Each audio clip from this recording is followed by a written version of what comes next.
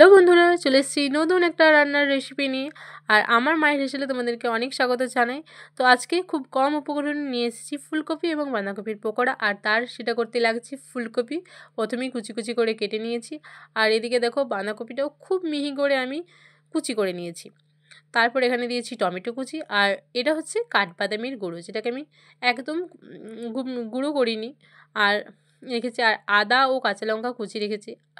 তো এইগুলো, আর এখানে দিয়েছি সিদ্ধ করে রাখা আলু। তো তারপর আমি এগুলোকে খুব সুন্দর করে মাখিয়ে নেব। আর ততক্ষণকে তোমরা ভিডিওটা দেখো। আর যাদের সাথে তোমরা অবশ্যই বাড়িতে ট্রাই করে দেখো, এটা সত্যিই ভীষণ সুন্দর খেতে লাগে।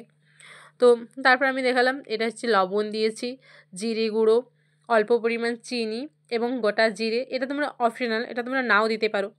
তো প্রথমে আমি এটাকে খুব সুন্দর করে রাখছিলাম।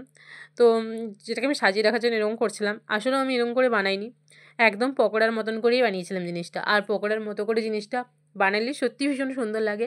আর গরম চায়ের সঙ্গে তো পরিবেশন করলে জাস্ট অসাধারণ।